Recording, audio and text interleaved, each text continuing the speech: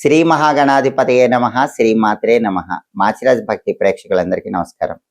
మే 11వ తేదీ నుంచి మే 20వ తేదీ వరకు 10 రోజుల్లో ద్వాదశ రాశుల వారికి రాశి ఫలితాలు ఎలా ఉండబోతున్నాయో, అలాగే ఈ 10 రోజుల్లో గ్రహాల సంచారం ఎలా ఉందో, ఏ గ్రహాలు ద్వాదశ రాశుల వారికి అనుకూలంగా ఉన్నాయో, ఏ గ్రహాలు వ్యతిరేకంగా ఉన్నాయో, అనుకూల గ్రహాలు ఇచ్చే ఫలితాలు రెట్టింపు చేసుకోవటానికి, వ్యతిరేక ఫలితాలు ఇచ్చే గ్రహాల వ్యతిరేకత తగ్గింపజేసుకోవటానికి ద్వాదశ రాశుల వాళ్ళు ఎలాంటి శక్తివంతమైన పరిహారాలు చేసుకోవాలో, ఏ దేవీ దేవతలను పూజించుకోవాలో, ఏ దేవాలయాలు దర్శనం చేసుకోవాలో, ఎలాంటి స్తోత్ర పఠనాలు చేయాలో, గోమాతకు ఎలాంటి ఆహారం తినిపించాలో, ఎలాంటి దానాలు ఇచ్చుకోవాలో, ఏ మంత్రాలు జపించుకోవాలో, ఈ 10 రోజుల్లో రాశి ఫలితాలు సంపూర్ణంగా యోగించాలంటే ద్వాదశ రాశుల వాళ్ళు పాటించాల్సిన ముఖ్యమైన విధి విధానాలు ఏంటో, ద్వాదశ రాశుల వాళ్ళ భవిష్యత్తు మే 11వ తేదీ నుంచి మే 20వ తేదీ మధ్యలో ఏ విధంగా ఉండబోతుందో ఈ వీడియోలో మనం తెలుసుకుందాం. తదుపరి మిథున రాశి. మిథున రాశి వాళ్ళకి మే 11వ తేదీ నుంచి మే 20 మధ్యలో గ్రహాల సంచారం పరిశీలిస్తే, ఈ 10 రోజుల ఫలితాలు చూసేటప్పుడు మనం తీసుకోవాల్సినటువంటి గ్రహాల్లో మొట్టమొదటి గ్రహం రవిగ్రహం ఎలా ఉందంటే 11, 12 స్థానాల్లో సంచారం చేస్తుంది. మొదటి 4 రోజులు 11వ సంచారం, తర్వాత 6 రోజులు 12వ సంచారం. మొదటి 4 రోజులు 11వ సంచారం బ్రహ్మాండంగా యోగిస్తుంది. అంటే మిథున రాశి వాళ్ళకి మే 11 నుంచి మే 14 మధ్యలో సూర్యుడు ఏం చేస్తాడు, ఆఫీస్లో ప్రమోషన్ వచ్చేలాగా చేస్తాడు, గుర్తింపు వచ్చేలాగా చేస్తాడు. అలాగే స్థాయి హోదా అన్ని కూడా చాలా బాగుంటాయి. సంఘంలో పరపతి బాగుంటుంది. పాలిటిక్స్లో బాగా చక్రం తిప్పగలుగుతారు. తండ్రి వైపు బంధువులతో మంచి రిలేషన్స్ మెయింటైన్ అవుతాయి. హెల్త్ పరంగా బాగుంటుంది. సమాజంలో అత్యున్నత స్థాయిలో ఉండేలాగా 11వ స్థానంలో సూర్యుడి సంచారం మే 11 నుంచి మే 14 వరకు మిథున రాశికి బ్రహ్మాండంగా యోగిస్తుంది. కానీ మే 15 నుంచి మే 20 మధ్యలో ఆ 6 రోజుల్లో సూర్యుడు 12వ ఇంట్లో సంచారం చేస్తున్నాడు. అంటే ఆఫీస్ పాలిటిక్స్ పెరుగుతాయి. ఆఫీసులో వెన్నుపోటు పొడుస్తూ ఉంటారు. కొంచెం ఆఫీసులో వ్యక్తులతో జాగ్రత్తగా ఉండాలి. మీరు కష్టపడ్డా కూడా ఆ కష్టమంతా కూడా వాళ్ళు పడినట్లు, మీకు రావాల్సిన ప్రమోషన్ ఆపేయటం, ఇలాంటివన్నీ కూడా మీ వెనక జరుగుతూ ఉంటాయి.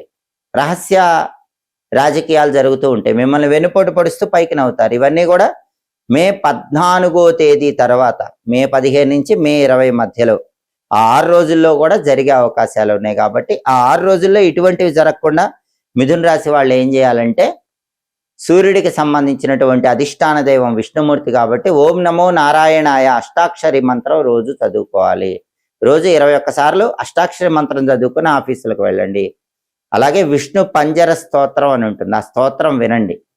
అప్పుడు 12వ ఇంట్లో సూర్యుడు ఇచ్చే వ్యతిరేక ఫలితాలు, ఆఫీస్ పాలిటిక్స్ అన్నీ పోతాయి. నానబెట్టిన గోధుమలు బెల్లంతో కలిపి ఆవుకు పెట్టాలి. కేజింబావు గోధుమలు ఎర్ర వస్త్రంలో మూట కట్టి బ్రాహ్మణుడికి దానం ఇవ్వాలి. అప్పుడు సూర్యుడు ఇచ్చే వ్యతిరేక ఫలితాలన్నీ కూడా తొలగిపోతాయి. ఈ 6 రోజుల్లో కూడా అంటే మే 15 నుంచి మే 20 మధ్యలో కూడా సూర్యుడి బలాన్ని పెంచుకోవచ్చు.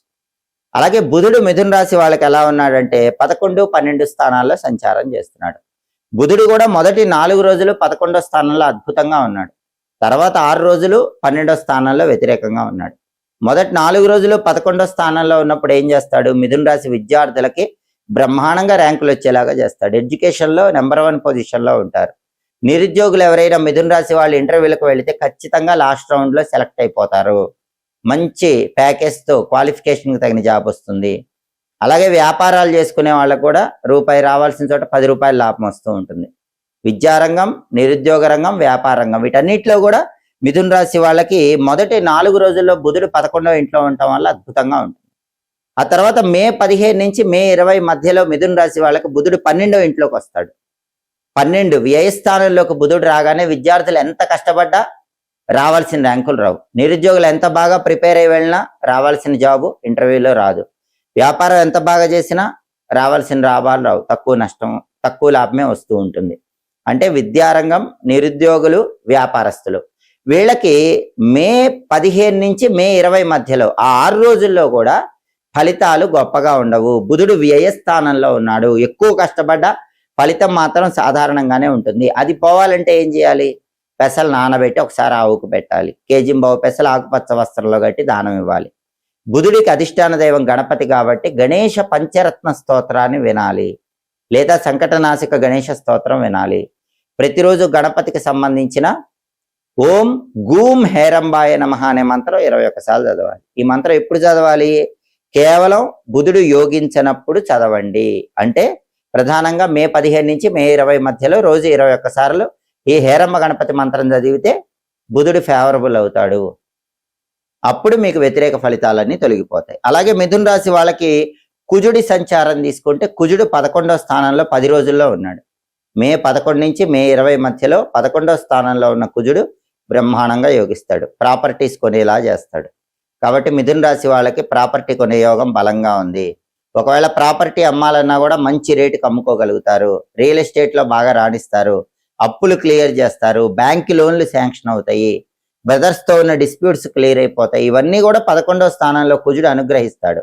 కాబట్టి బ్రహ్మాండమైనటువంటి ప్రాపర్టీ యోగం అనేది 11వ స్థానంలో కుజుడి వల్ల మిథున రాశి వాళ్ళకి ఈ 10 రోజుల్లో ఉంది. ఇక శుక్రుడి సంచారం తీసుకుంటే శుక్రుడు 12, 1 స్థానాల్లో సంచారం చేస్తున్నాడు. మొదటి 3 రోజులు 12వ సంచారం యోగించట్లేదు.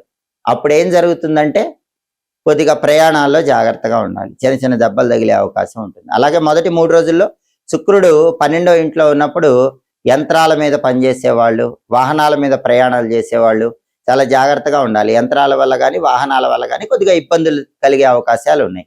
అవి రాకుండా ఉండాలంటే ఒకసారి ఈ మొదటి 3 రోజుల్లో అలసందలు నానబెట్టి ఆవుకు పెట్టండి, బొబ్బర్లు. అలాగే కేజింబో అలసందలు బొబ్బలు తెల్ల వస్త్రంలో కట్టి పంతులు గారికి దానం ఇవ్వండి. శ్రీమాత్రే నమః రోజు 21 సార్లు చదువుకోండి. అప్పుడు మొదటి 3 రోజుల్లో శుక్రుడిచ్చే వ్యతిరేక ఫలితాలు తొలగిపోతాయి. ఆ తర్వాత 7 రోజులు కూడా శుక్రుడు 1వ స్థానంలో బ్రహ్మాండంగా మిథున రాశి వాళ్ళకి యోగిస్తున్నాడు.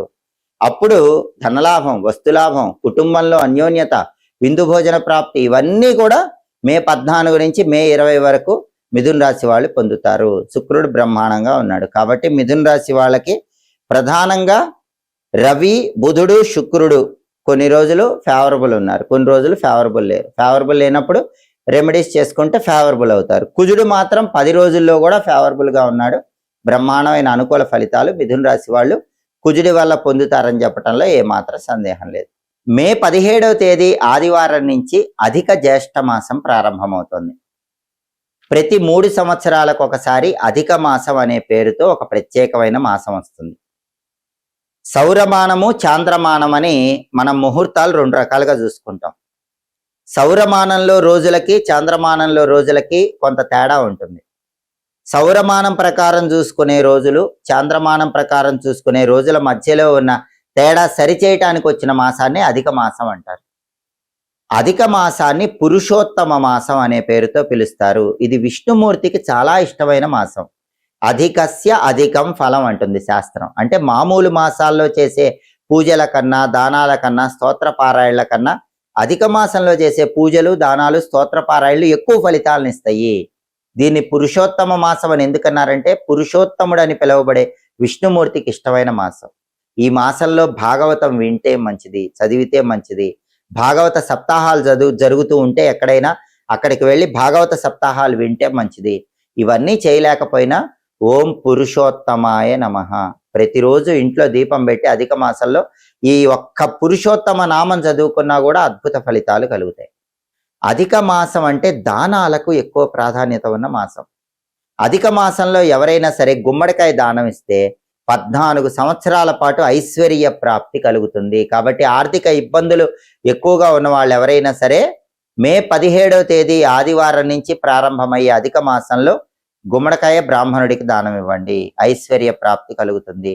అలాగే పిల్లలు జీవితంలో వృద్ధిలోకి రావాలంటే అధిక మాసంలో గుమ్మడికాయ, పనస పండు ఈ రెండింటిని కలిపి పంతులు గారికి కానీ ముత్తైదువకు కానీ దానం ఇవ్వాలి. అలాగే అధిక మాసంలో స్వయం పాకం దానం ఇస్తే కుటుంబ కలహాలన్నీ తొలగిపోతాయి. అలాగే అధిక మాసంలో ఇవ్వవలసిన ఇంకొక గొప్ప దానం అరిసెల దానం. అధిక మాసంలో 33 అరిసెలు దానం ఇవ్వమని శాస్త్రాల్లో చెప్పారు. అమ్మవారికి ద్వాత్రింశత్ శక్తులని 32 ఉంటాయి. ఆ 32 శక్తులు దాటి అమ్మవారి అనుగ్రహం సంపూర్ణంగా పొందటానికి అధిక మాసంలో 33 అరిసెల దానం విశేషంగా సహకరిస్తుంది. 33 అరిసెలు పంతులు గారికి కానీ ముత్తైదువకు కానీ అధిక మాసంలో దానం ఇస్తే సంవత్సరం పాటు అమ్మవారి సంపూర్ణమైన అనుగ్రహం కలుగుతుంది. అలాగే అధిక మాసంలో పాలు కానీ బెల్లం కానీ దానం ఇస్తే జాతక దోషాల తీవ్రత నుంచి సులభంగా బయటపడవచ్చు. నవగ్రహాల అనుకూలత కలుగుతుంది. ఎవరికైనా అధిక మాసంలో పుట్టినరోజు వస్తే శివాలయంలో అభిషేకం చేయించుకొని బెల్లంతో చేసిన పాయసం కానీ బెల్లంతో చేసినటువంటి ఏదైనా పదార్థాలు కానీ శివాలయంలో దానం ఇచ్చినట్లయితే నిండు నూరేళ్ల ఆయుష్ పెరుగుతుంది. అంతటి శక్తి అధిక మాసానికి ఉంది. అలాగే అధిక మాసంలో ఎవరైనా సరే శరీరాన్ని విడిచిపెట్టినట్లయితే వాళ్ళకి అధిక మాసంలో పితృకార్యాలు చేయాలి, నిజమాసంలో కూడా పితృకార్యాలు చేయాలి. కానీ నిజమాసంలో ఎవరైనా శరీరాన్ని విడిచిపెడితే వాళ్ళకి అధిక మాసంలో పితృకార్యం చేయాల్సిన అవసరం లేదు, వాళ్ళకి శ్రాద్ధ కర్మ నిర్వహించాల్సిన అవసరం లేదు. నిజమాసంలో మాత్రమే శ్రాద్ధ కర్మ నిర్వహించాలి. అధిక మాసంలో తప్పనిసరిగా చేయవలసింది అష్టాక్షరి మంత్రజపం, ద్వాదశాక్షర మంత్రజపం. ఓం నమో నారాయణాయ, ఓం నమో భగవతే వాసుదేవాయ, ఈ మంత్రాలు ఎంత చదివితే అంత మంచిది. అలాగే ఓం పురుషోత్తమాయ నమః అనే నామాన్ని ఎక్కువ సార్లు చదివితే మాత్రం ఇంకా విశేషమైన శుభ ఫలితాలను సిద్ధింపజేసుకోవచ్చు. అయితే అధిక మాసంలో శుభకార్యాలు చేయకూడదు. వివాహాలు, గృహప్రవేశాలు ఇటువంటివేవి కూడా అధిక మాసంలో చేయకూడదు. శుభ కార్యక్రమాలు నిర్వహించరాదు. పూజలు, స్తోత్ర పారాయణలు, గ్రహదోష నివారణ జపాలు ఇటువంటివే అధిక మాసంలో చేసుకోవాలి. అలాగే అధిక మాసంలో మీరేం చేసినా సరే మామూలు మాసాల కంటే కూడా ఆ పూజలు కానీ జపాలు కానీ కొన్ని వేల రెట్లు విశేషమైన శుభ ఫలితాలను కలిగింపజేస్తుంది. ప్రతి 3 సంవత్సరాలకు ఒకసారి అధిక మాసం వస్తుంది. ఈసారి అధిక జ్యేష్ఠ మాసం వచ్చింది కాబట్టి ఈ మాసాన్ని సద్వినియోగం చేసుకొని శ్రీ మహావిష్ణువు సంపూర్ణమైన అనుగ్రహానికి పాత్రులై సమస్త శుభ ఫలితాలను సిద్ధింపజేసుకోండి. ఎప్పటికప్పుడు దినఫలాలు, 10 రోజుల ఫలితాలు, మాస ఫలాలు, సంవత్సర ఫలితాలు ఇవన్నీ తెలుసుకోవాలంటే మాచిరాజు భక్తి ఛానల్ తప్పకుండా చూడండి. మా వీడియోస్ మీకు నచ్చినట్లయితే మా ఛానల్ లైక్ చేయండి, కామెంట్ చేయండి. మా ఛానల్ వీడియోస్ 10 మంది మిత్రులకు షేర్ చేయండి. మా ఛానల్ సబ్స్క్రైబ్ చేసుకోండి. పక్కన ఉన్న బెల్ సింబల్ ఒకటి మాత్రం మర్చిపోకండి. సర్వే జనాః సుఖినో భవంతు. స్వస్తి.